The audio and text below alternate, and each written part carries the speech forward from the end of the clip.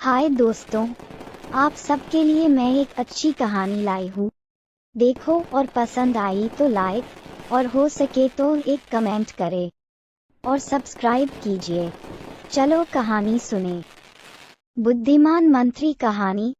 एक राजा का एक बुद्धिमान व चतुर मंत्री था जी की भगवान पर बहुत अधिक विश्वास करता था। एक दिन तलवारबाजी का अभ्यास करते समय राजा की अंगुली कट जाती है। उसे बहुत दर्द होता है। मंत्री राजा को दिलासा देते हुए कहता है, महाराज, जो कुछ भी होता है वह भगवान की इच्छा से होता है। ये सुनकर राजा को बहुत गुस्सा आया और वह चिल्लाया, मुझे एक कटी अंगुली से क्या फायदा हो सकता है। राजा ने अपने सिपाहियों को आज्ञा दी, इस मंत्री को जेल में डाल दो। समय बीतता गया। एक दिन राजा अपने सिपाहियों के साथ जंगल में शिकार करने गया। जब राजा घने जंगल के बीच में था तो कुछ कबीले वालों ने उसे कैद कर लिया और उसे अपने सरदार के पास ले गए। कबीले का सरदार अपने भगवान को खुश करने के लिए राजा की बलि देना चाहता था। अचानक कबीले के एक आदमी ने राजा की कटी हुई अंगुली देखी। उसने तुरंत अपने सरदार को बताया। जब कबीले के सरदार को पता लगा तो उसने राजा को छोड़ने की आज्ञा दे दी। वह बोला कि हमारे भगवान किसी भी अपाहिज की बलि स्वीकार नहीं करते। राजा अपने राज्य में वापस आ गया। वापस आते ही उसने अपने सिपाहियों को आज्ञा दी कि मंत्री को आजाद कर दिया जाए। राजा ने अपने मंत्री से कहा, अब मुझे पूरा विश्वास हो गया है कि जो कुछ भी होता है वह भगवान की इच्छा से होता है। मेरी कटी हुई अंगुली ने ही मेरी जान बचाई है। फिर राजा ने मंत्री को सारी कहानी सुनाई। राजा ने मंत्री को उसके पद पर दोबारा से नियुक्त कर दिया। शिक्षा, जो कुछ भी होता है वह भगवान की ही इच्छा से होता है।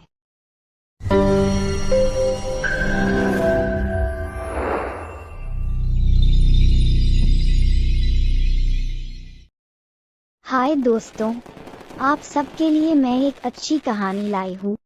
देखो और पसंद आई तो लाइक और हो सके तो एक कमेंट करें और सब्सक्राइब कीजिए। चलो कहानी सुने। अनमोल खजाना कहानी। किसी गांव में एक बूढ़ा आदमी रहता था। उसके 4 बेटे थे। बूढ़ा आदमी बहुत मेहनती था। वह सारा दिन अपने खेतों में काम करने में व्यतीत करता था। उसके बेटे एकदम आलसी थे और वे सारा दिन सोते रहते थे। एक दिन पिता को एहसास हुआ कि उसका अंत नजदीक आ रहा है। उसने अपने बेटों को बुलाया और कहा, मेरे प्यारे बेटों, अब मैं बहुत समय तक जीवित नहीं रहूंगा। ये सुनकर एक बेटा रोने लगा, पिताजी, हमारा क्या होगा? तुम चिंता मत करो, मैंने अपने खेतों में कुछ खजाना गाड़ रखा है। मेरे मरने के बाद वह तुम सब आपस में बांट लेना, पिता ने कहा।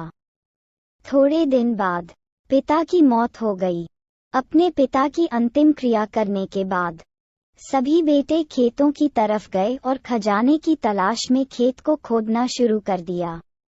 जल्दी ही उन्होंने खेतों को लगभग सारा खोद डाला, लेकिन उन्हें कोई खजाना नहीं मिला। उदास मन से अपनी मेहनत वसूल करने के लिए उन्होंने खेत में बीज बो दिए। अच्छी बारिश होने के कारण खेतों में अच्छी फसल हुई। बेटों ने ये फसल बाजार में अच्छी कीमत पर बेच दी और बहुत अधिक धन कमाया। बड़े बेटे ने खुश होकर कहा, पिताजी ने बिल्कुल ठीक कहा था कि हमारे खेतों में ही खजाना गड़ा है। शिक्षा, कड़ी मेहनत से ही अच्छा फल मिलता है।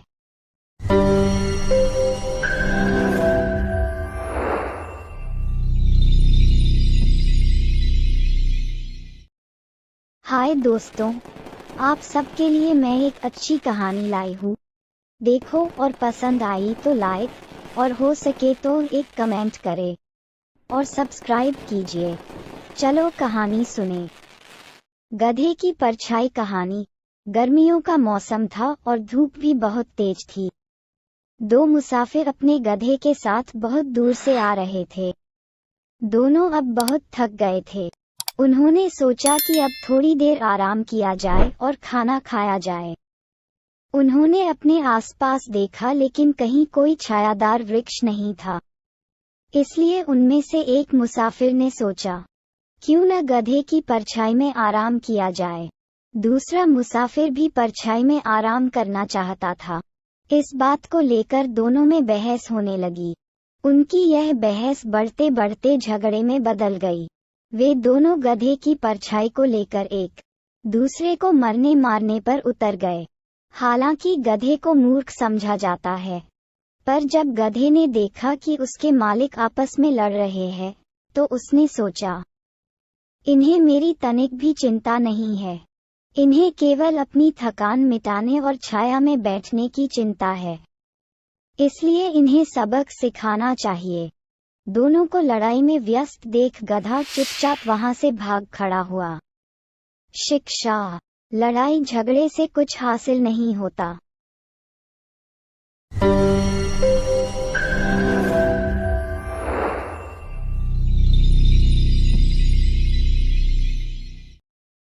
हाय दोस्तों, आप सबके लिए मैं एक अच्छी कहानी लाई हूँ।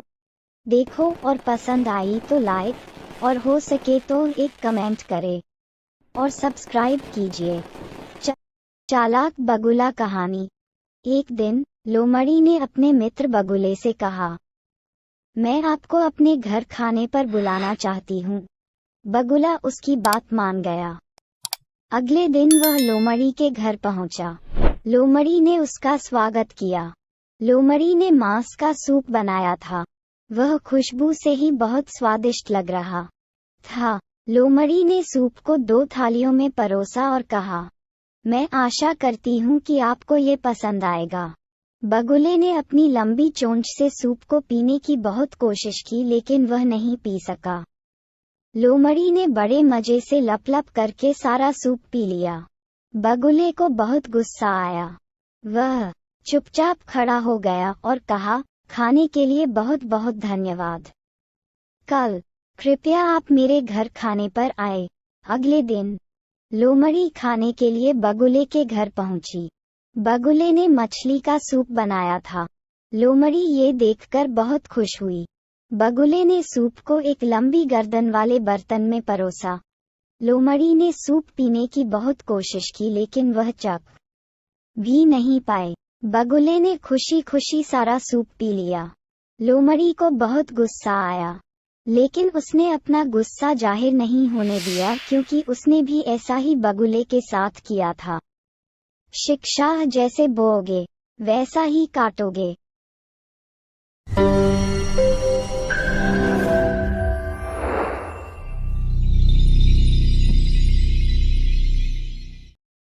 हाय दोस्तों, आप सबके लिए मैं एक अच्छी कहानी लाई हूँ।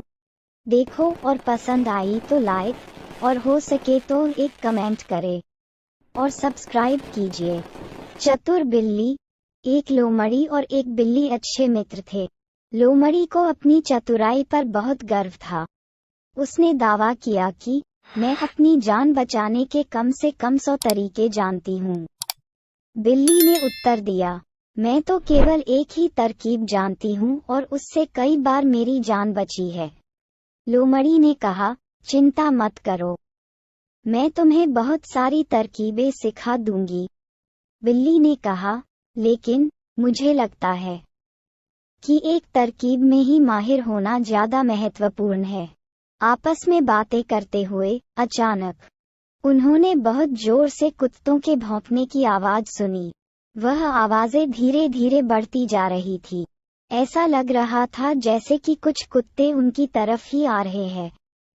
बिल्ली एकदम सचेत हो गई और जल्दी से पास के ही एक पेड़ पर चढ़ गई। उसने लोमड़ी से कहा, यही एकमात्र तरकीब है जो कि हर बार मेरी जान बचाती है। फिर उसने पूछा, तुम अपनी तरकीबों में से कौन सी इस्तेमाल करोगी?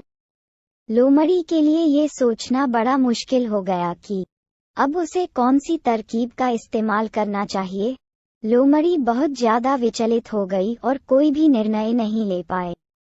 इतने में ही कुत्ते वहां पहुंच गए और लोमड़ी को मार डाला। बिल्ली लोमड़ी का इतना दर्दनाक अंत देखकर बहुत उदास हुई। शिक्षा किसी एक काम में निपुण होना ज्यादा लाभदायक है।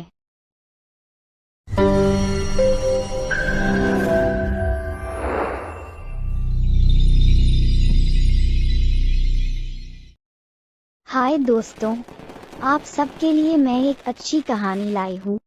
देखो और पसंद आई तो लाइक और हो सके तो एक कमेंट करें और सब्सक्राइब कीजिए। घमंडी बारहसिंगा कहानी। एक बार बहुत गर्मी का दिन था। एक बारहसिंगा जो कि बहुत प्यासा था, वह पानी की तलाश में इधर उधर भटक रहा था। चलते चलते वह एक नदी के पास पहुंचा। जैसे ही उसने पानी पीना शुरू किया, उस पानी में अपनी परछाई दिखाई दी। वह अपने बड़े बड़े सींग देखकर बहुत खुश हुआ, लेकिन उसी समय अपने पतले पैरों पर उसे बहुत शर्म महसूस हुई। उसने सोचा, काश मेरे सींगों की तरह मेरे पैर भी सुंदर होते। इसी बीच एक शेर झाड़ियों में छिपा बारहसिंगा पर हमला करने को तैयार था। बारहसिंगा को यह एहसास हो गया था कि वह बड़े खतरे में है। वह तुरंत नदी के पास से हट गया और उसने तेजी से दौड़ना शुरू कर दिया। वह इतनी तेज दौड़ा जितना कि वह अपने पैरों से दौड़ सकता था, लेकिन जल्दी ही उसके बड़े सींग एक पेड़ की टहनियों में फंस गए और वह वहीं अटक गया। शेर ने जल्दी से उसे पकड़ लिया और दबोच लिया। बारहसिंगा ने सोचा, मैं कितना गलत था जो कि अपने पैरों से घृणा कर रहा था। अब वही पैर मेरी जान बचा सकते थे, लेकिन जिन सींगों की मैं प्रशंसा करता था उन्होंने ऐसा होने नहीं दिया। शिक्षा बाहरी सुंदरता भ्रमित कर सकती है।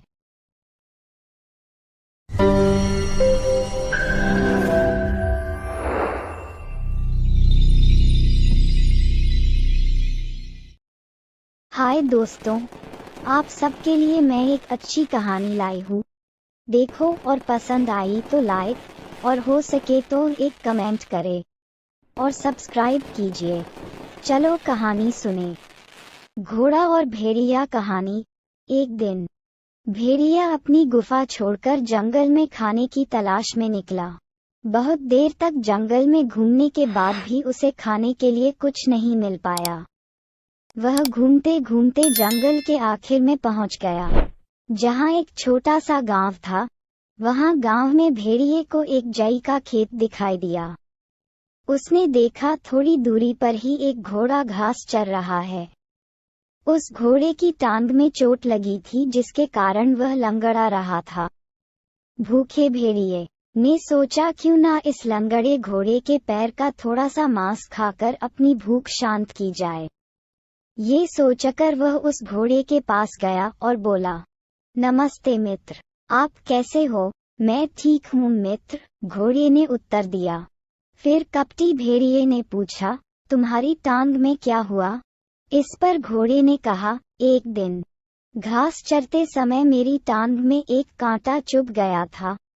घोड़ा दोबारा बोला कि घाव तो भर गया, लेकिन दर्द अभी तक है। भेड़िया बोला, लगता है कि यह काफी गहरा जख्म था, क्या मैं देख सकता हूँ?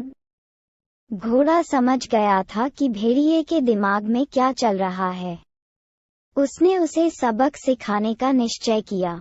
जैसे ही भेड़िया नीचे झुककर टांग देखने लगा, तभी घोड़े ने भेड़िए के मुंह पर जोर से दुलती मारी। भेड़िया हवा में उछल गया और दूर जाकर गिरा। शिक्षा दूसरों को कभी भी कम नहीं समझना चाहिए।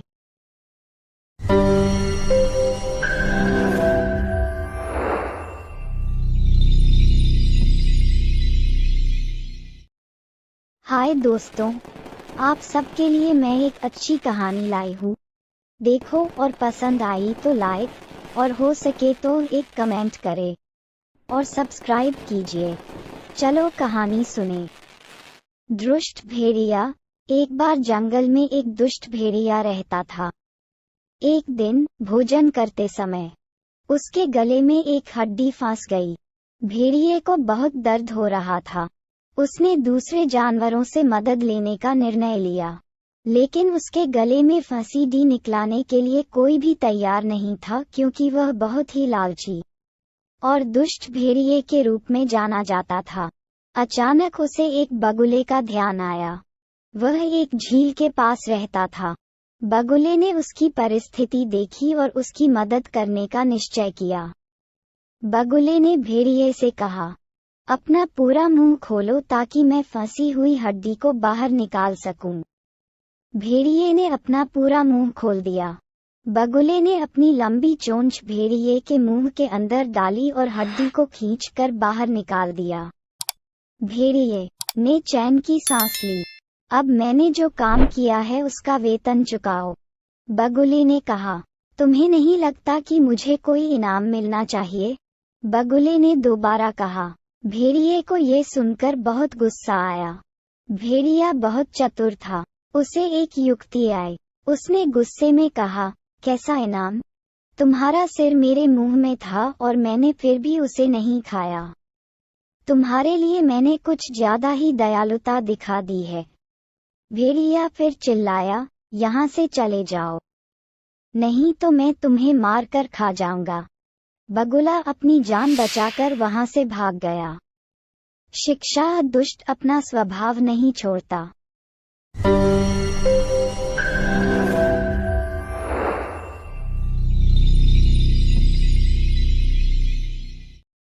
हाय दोस्तों, आप सबके लिए मैं एक अच्छी कहानी लाई हूँ।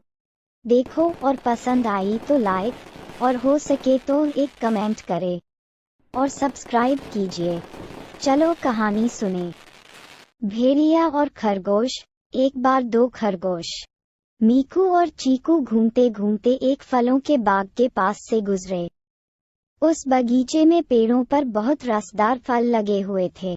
उन्हें देखकर दोनों के मुंह में पानी आ गया। वे जानते थे कि इस बगीचे का मालिक एक दुष्ट भेड़िया है। फिर भी वे दोनों बाग में घुस गए। चीकू पेड़ पर चढ़ गया और फल तोड़ने शुरू कर दिए। मीकू एक पेड़ के पीछे छिप गया। अचानक चीकू ने भेड़िए को अपनी तरफ आते हुए देखा। वह पेड़ से नीचे कूदा और अपने साथ कुछ फल लेकर एक ढोलनुमा पीपे में घुस गया। मीकू ने भी भेड़िए को देख लिया था और उसे एहसास हो गया था कि चीकू की जान को खतरा है। इसी बीच चीकू पीपे के अंदर फल छोड़कर जल्दी से बाहर आकर खड़ा हो गया। जब भेड़िया पीपे के नजदीक आया तो उसने चीकू से पूछा कि उसने किसी खरगोश को फलों के साथ देखा है। चीकू को पता लग गया कि भेड़िए ने उसे नहीं देखा था। चीकू ने भेड़िए से कहा कि उसने एक खरगोश को इस पीपे के अंदर जाते हुए देखा था। उसमें से फलों की खुशबू तो आ ही रही थी। ये सुनकर भेड़िया भी उसमें घुस गया। चीकू ने तुरंत मीकू की मदद से पीपे का ढक्कन बंद कर दिया। भेड़िए को पीपे में बंद करने के बाद दोनों खरगोशों ने खूब फल खाए और बाग से चले गए। शिक्षा, दिमाग की ताकत शरीर की ताकत से ज्यादा अच्छी होती है।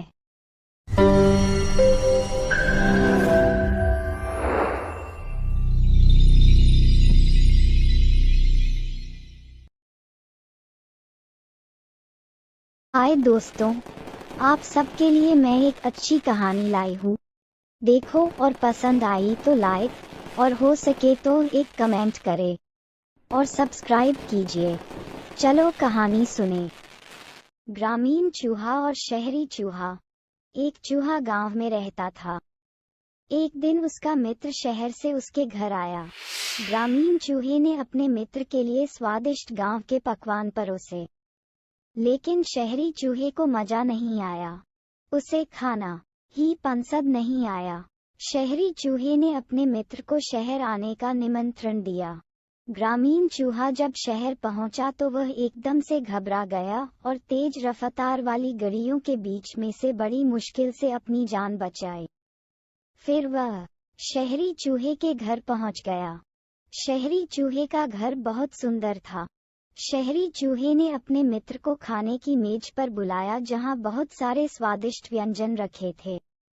वे खाना शुरू करने ही वाले थे कि तभी एक छोटी चूहिया मेज पर कूदी। ग्रामीण चूहा ये देखकर डर गया। शहरी चूहे ने कहा, मुझे लगता है कि एक मोटी बिल्ली यहीं आसपास है, आओ यहाँ से भागें। चूहिया मेज पर से नीचे कूदी और सभी बिल की तरफ भागे। थोड़े समय बाद शहरी चूहे ने बिल में से बाहर झांक कर देखा और कहा, बिल्ली जा चुकी है, आओ अब मिलकर स्वादिष्ट भोजन करें। लेकिन ग्रामीण चूहा बहुत डरा हुआ था। उसने कहा, नहीं, धन्यवाद, मैं अपने गांव का सीधा साधा भोजन खाकर ही खुश हूँ। वहाँ हर पल एक नया खतरा तो नहीं उठाना पड़ता। और वह वहाँ से चला गया। शिक्षा, आज़ादी और भयहीनता खुशी की अनिवार्य शर्तें हैं।